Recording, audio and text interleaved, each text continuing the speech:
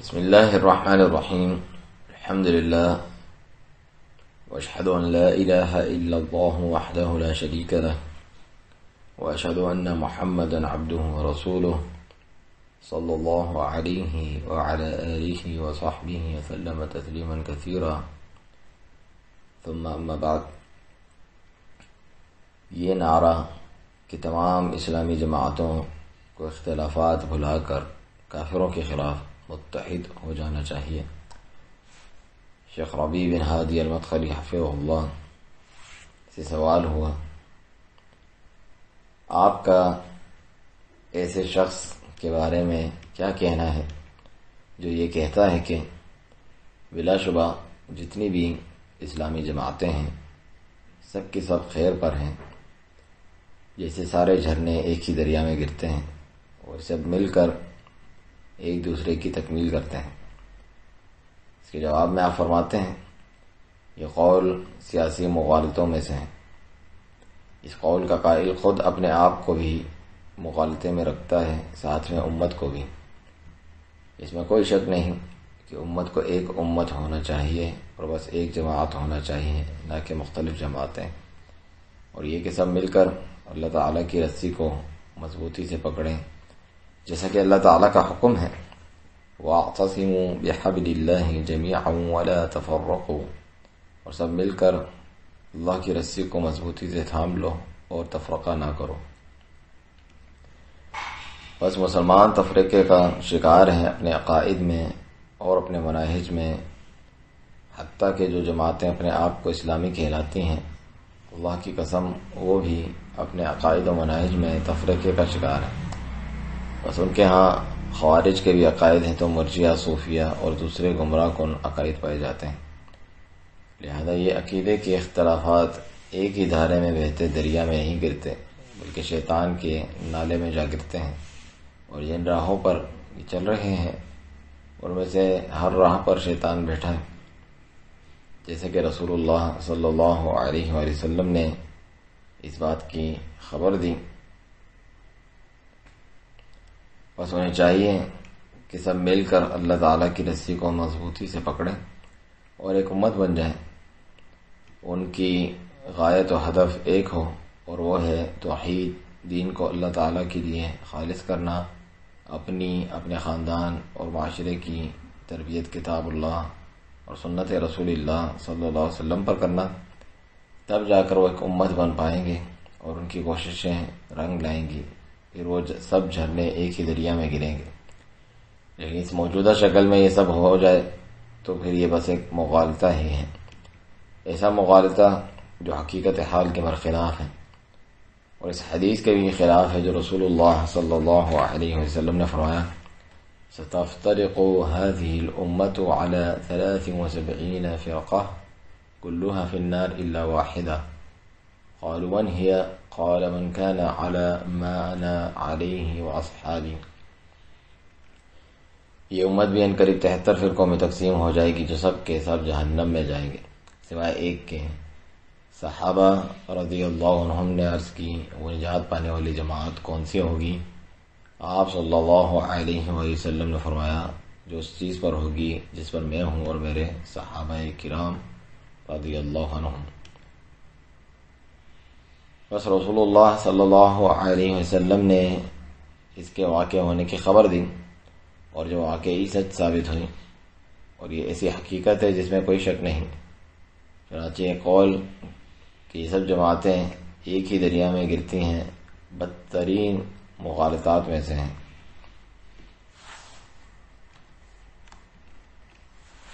یہ تو گویا کہ امت جس ذلت و پستی میں مبتلا ہے اسے اسی میں رکھے رہنے پر مصر ہونا ہوا. یہ قول تو بدترین اقوال میں سے ہیں اور بدترین مغالطات میں سے ہیں، کیونکہ بلا شبہ وہ اس قول کا قائل نہیں چاہتا کہ امت اللہ کے کلمے پر جمع ہو جائے، بلکہ اس کی تو صرف اور صرف یہی چاہت ہے کہ امت متفرق رہے اور یہ تفرقہ چلتا رہے، اور اس کے لیے اس گھٹیا اسلوب پر مبنی حیلہ استعمال کر رہا ہے کہ بے شک یہ سب دھارے ایک ہی دریا میں گرتے ہیں، لیکن یہ سب حقیقت حال کے بالکل برخلاف ہے. جیسا کہ شیخ احمد النجمی رحمہ اللہ سے بھی جب سوال ہوا، سائل پوچھتا ہے کہ ہم میں سے کچھ ایسے لوگ ہیں جو کہتے ہیں دعوت کے میدان میں اس وقت تک ان تمام جماعتوں کے ساتھ تعاون درست ہے جو اس میدان میں ہیں، جب تک وہ لا الہ الا اللہ کہتے رہیں۔ آپ کی اس بارے میں کیا رائے ہیں؟ اللہ آپ کو جزائے خیر دے۔ کہ جواب میں آپ یہ فرماتے ہیں یہ تو جاہل فریب خوردہ ہے، دوسروں نے اسے دھوکہ دیا یا اس کے دل میں خباثت ہے۔ ہم اللہ سے اس کی ہلاکت مانگتے ہیں کہ مسلمانوں کو اللہ اس کے شر سے راحت بخشے۔ جو ایسی بات کہتا ہے اس کا مطلب یہ ہے کہ گمراہی پھیلائے، اس کے لیے جائز نہیں کہ ایسی بات کہیں، کیونکہ ظاہر سی بات ہے یہ شرکی عقائد کے ساتھ ان کے کلمہ پڑھنے کا کوئی فائدہ نہیں۔ بہرحال شیخ ربیع المدخلی حفظہ اللہ کے کلام کی طرف واپس چلتے ہیں۔ فرمایا کہ چنانچہ اخوان المسلمین کا اپنا ہی مشرب ہے اور تبلیغیوں کا اپنا مشرب ہے، اسی طرح سے صوفیوں اور روافض بلکہ ہر فرقے کا اپنا خاص مشرب ہے۔ ہر جماعت فقط اپنے ہی مصالح کے لیے کام کرتی ہے، ان کی چاہت ہوتی ہے کہ ان کے مخالفین ہلاک ہوں، یہ بات تو بالکل موجود ہے۔ بہرحال یہ لوگ حقیقت حال کو جھٹلانے والے ہیں اور اللہ تعالیٰ کی شریعت کے بھی مخالف ہیں۔ اللہ تعالیٰ کا تو واضح فرمان ہے ان الذین فرقوا دینہم وکانوا شیعا لست منہم فی شیء، بے شک وہ لوگ جنہوں نے اپنے دین کو ٹکڑے ٹکڑے کر لیا اور کئی گروہ بن گئے، آپ کا ان سے کوئی سروکار نہیں۔ بس اللہ تعالیٰ نے اپنے رسول صلی اللہ علیہ وسلم کو ان تفرقہ بازوں سے بری قرار دیا، اور یہ لوگ اللہ کی قسم متفرق ہیں، یہ تو بالکل واضح سی بات ہے۔ یہ ان کی تعریفات موجود ہیں، ان کے مدارس موجود ہیں، ان کی کتابیں ہیں، اور یہ ان کے حقیقی اور موجود عقائد ہیں، یہ ان کی اجتماعی صورتحال ہے اور یہ ان کی سیاسی صورتحال ہے۔ یہ سب کے سب اس مضحکہ خیز مقولے کی تکذیب کرتے ہیں۔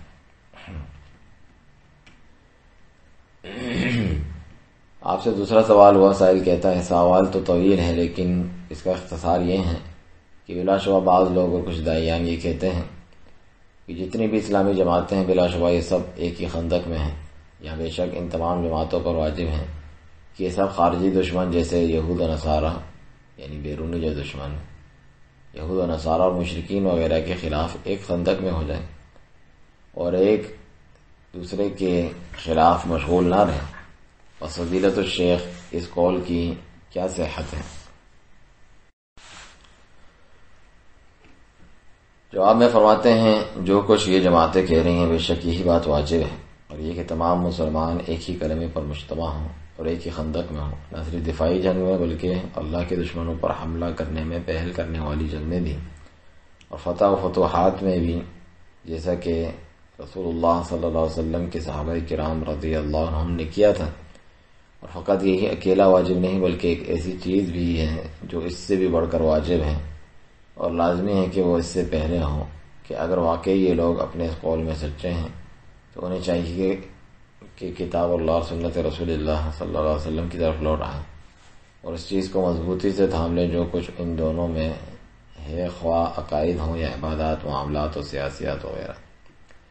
یہ ایک ایسا مطلوب ہے جس کے سوا کوئی چارہ نہیں۔ اگر ہم سب کو ایک ہی گھڑی میں اکٹھا و جمع کرتے بھی ہیں جبکہ ساتھ میں ہم گمراہی اور اغوا پرستی میں بھی مبتلا رہتے ہیں، پھر تو یہ بات محال ہے۔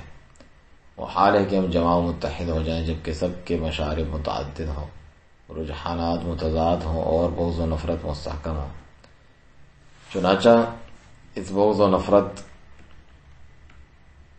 کو پاک کرنے، اس کو جو ہے پاک نہیں کیا جا سکتا، اس بغض و نفرت کو، اور نہ ہی اس اغوا پرستی سے چھٹکارا مل سکتا ہے سوائے اس کے کہ اللہ تعالیٰ کے لیے اخلاص اپنایا جائے، ایمان میں صداقت ہو اور اس کے لیے سچی تابعداری ہو اور اس کے اوامر و رہنمائیوں کی مکمل پاسداری ہو۔ اگر ہم اپنے آپ کو اللہ کے اوامر کی تنفیذ، اس کی جانب سے دی جانے والی رہنمائیوں کی تنفیذ اور جو کچھ اس نے عقائد و مناہج کے میدان میں مقرر فرمایا ہے اس کی تنفیذ کا پابند بنا دیں گے تو یہ نہ صرف ہماری پختگی و سنجیدگی کی علامت ہوگا بلکہ ہماری دشمنوں پر نصرت کی ضمانت ہوگا۔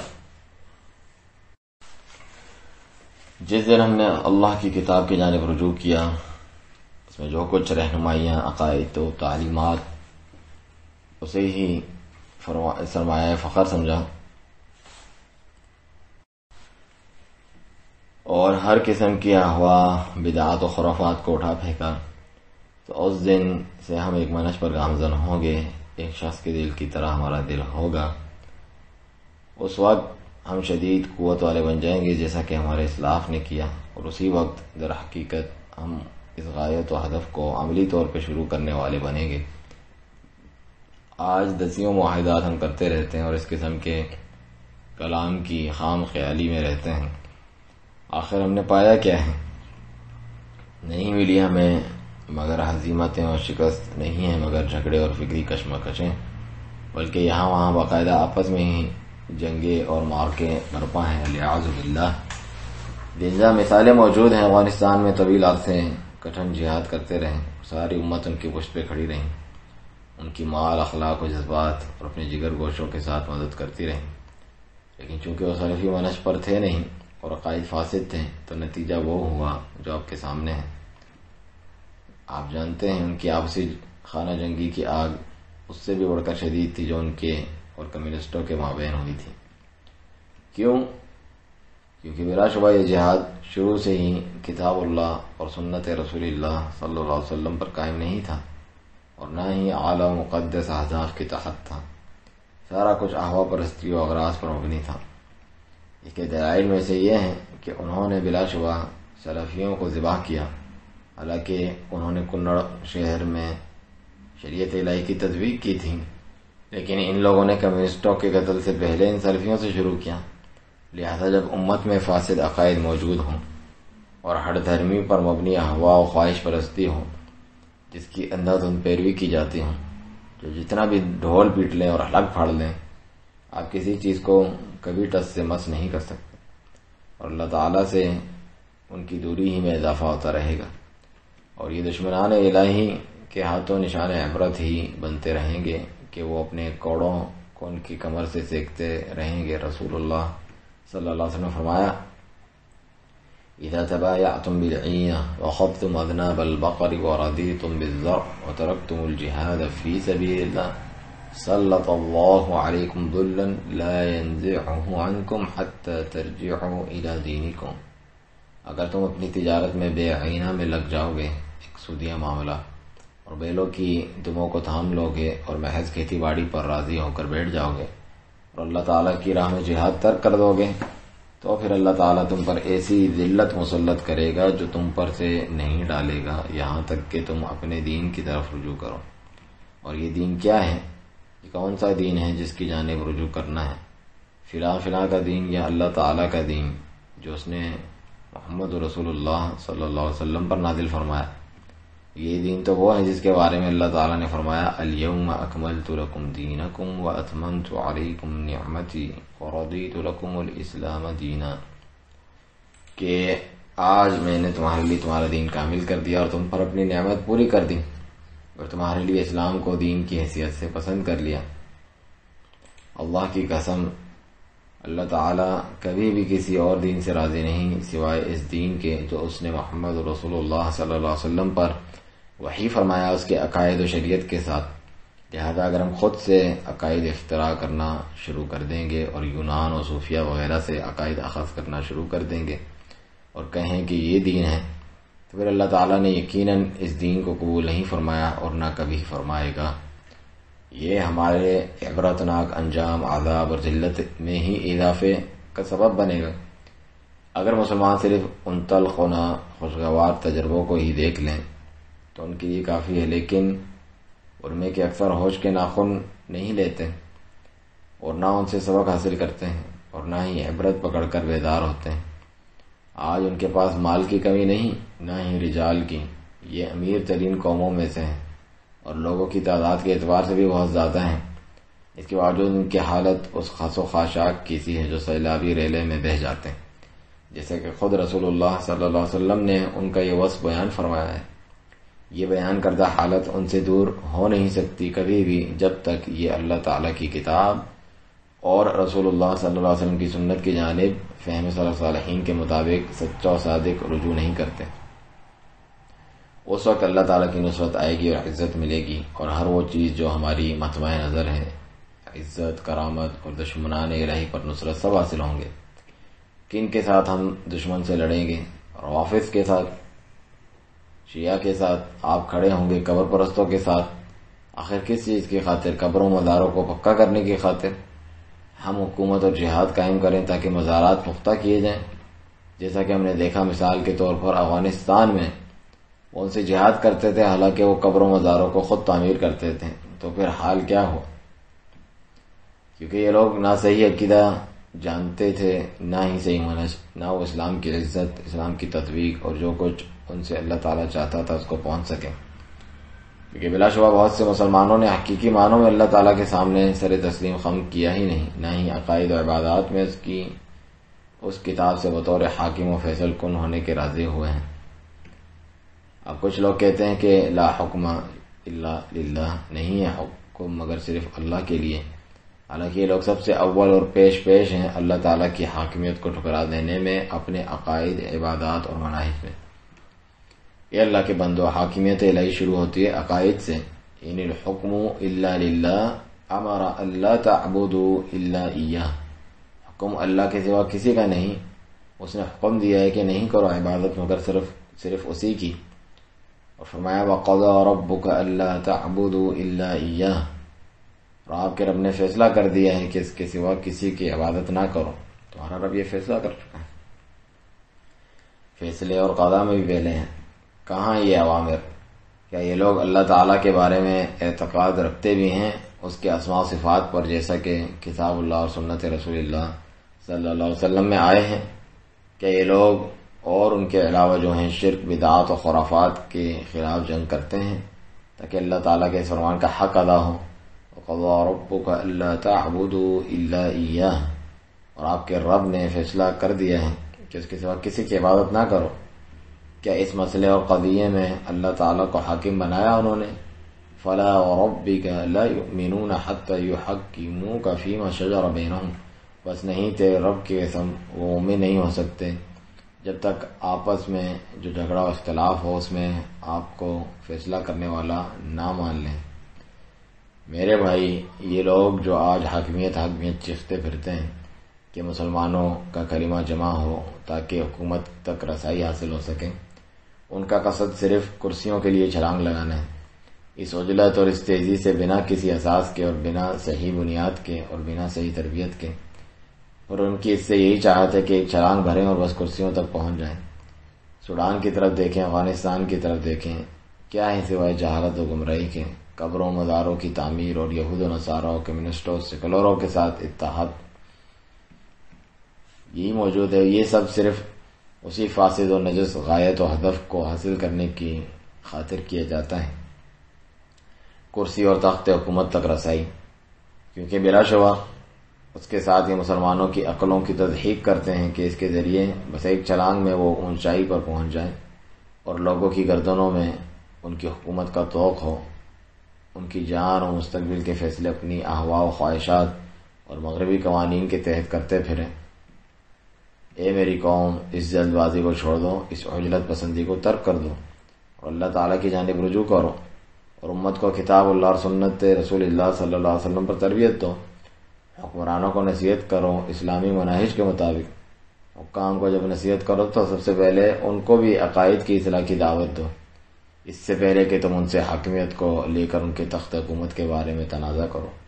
حکام کے عقائد کی تصحیح کرو تمام چیزوں سے پہلے۔ رسول اللہ صلی اللہ علیہ وسلم جب دنیا کے بادشاہوں کو خطوط لکھتے تھے، کیا انہیں اپنے تخت سے معزول ہونے کی دعوت دیتے تھے تاکہ خود ان کی جگہ آ جائیں، یا پھر انہیں لا الہ الا اللہ کی شہادت اور ایمان و توحید کی طرف دعوت دیتے تھے؟ میرے بھائی، واجب ہے کہ ہم امت کے عقائد کی تصحیح کریں، خواہ حکام ہو یا محکومین، اور ہم ان سے اسلامی مناہج کا مطالبہ کریں، اور ہم مدارس کی تعمیر اس طور پر کریں کہ وہ لوگوں کی ان صحیح مناہج اور ان صحیح عقائد پر تربیت کریں جو ہمارے رب کو راضی کرتے ہیں، تو پھر اللہ تبارک و تعالی ہمارے مطالبات بھی پورے فرما دے گا۔ اور ہمارے دشمنوں پر ہماری نصرت فرمائے گا، لیکن اس کے بغیر ہم کبھی بھی کچھ بھی نہیں پا سکتے۔ یہ کلام خطا اور غلطی پر مبنی ہے اور بار بار اس پر تنقید بھی کی جاتی رہی ہے، لیکن ان کی اہواء و خواہشات ہٹ دھرمی پر مبنی ہیں۔ الیعاذ باللہ، انک لا تہدی من احببت ولکن اللہ یہدی من یشاء، بے شک تم جسے پسند کرتے ہو، چاہتے ہو، اسے ہدایت نہیں دے سکتے، اور لیکن اللہ ہدایت دیتا ہے جسے چاہتا ہے۔ اللہ تعالیٰ سے ہم اپنے اور ان کے لیے صراط مستقیم کی جانب ہدایت کا سوال کرتے ہیں۔ پھر سوال ہوا شیخ سے کہ آپ کی کیا رائے ہیں دعوتی مذاہب کے مابین تقارب پیدا کرنے کے تعلق سے؟ ہم فرماتے ہیں باطل فکر ہے، کیونکہ بلا شبہ اللہ تعالیٰ کا نہیں ہے مگر ایک ہی منہج، اور نہیں ہے مگر صرف ایک ہی صراط، راستہ۔ وَأَنَّ هَذَا صِرَاطِي مُسْتَقِيمًا فَاتَّبِعُوهُ، اور یہ کہ بے شک یہی میرا راستہ ہے سیدھا، بس اس پر چلو۔ وَلَا تَتَّبِعُوا السُّبُلَ فَتَفَرَّقَ بِكُمْ عَنْ سَبِيلِهِ، اور دوسرے راستوں پر نہ چلو کہ وہ تمہیں اس کے راستے سے جدا کر دیں گے۔ ذَلِكُمْ وَصَّاكُمْ بِهِ لَعَلَّكُمْ تَتَّقُونَ، یہ ہیں جس کا تاکیدی حکم اس نے تمہیں دیا ہے تاکہ تم بچ جاؤ۔ الحمدللہ علماء کرام کے فتاوی موجود ہیں جن میں وہ اس حزب سازی اور تفرقے کو حرام قرار دیتے ہیں، کیونکہ بلا شبہ اللہ تعالیٰ نے اس چیز کی مذمت فرمائی اور اس سے ڈرایا ہے۔ اس کے تعلق سے سوائے اس کے کچھ نہیں فرمایا کہ ان الذین فرقوا دینہم وکانوا شیعا لست منہم فی شیء، بے شک وہ لوگ جنہوں نے اپنے دین کو ٹکڑے ٹکڑے کر لیا اور کئی گروہ بن گئے، آپ کا ان سے کوئی لینا دینا نہیں، کوئی سروکار نہیں، کوئی تعلق نہیں۔ انما امرهم الی اللہ ثم ینبئهم بما كانوا یفعلون، ان کا معاملہ تو اللہ ہی کے حوالے ہیں، پھر وہ انہیں بتائے گا جو کچھ وہ کیا کرتے تھے۔ بس تمام مسلمانوں پر واجب ہے کہ وہ ایک جماعت ہوں اور ایک راستے پر ہوں، اس کے علاوہ جو کچھ بھی ہے اسلام اسے سرے سے مسترد کرتا ہے، اور یہ تو خود بھی عینی ہی تفرقہ بازی ہے، اور اس باطل میں سے اور بدعات و گمراہی میں سے ہیں جس سے اللہ تعالیٰ نے اپنے رسول صلی اللہ علیہ وسلم کو بری قرار دیا ہے۔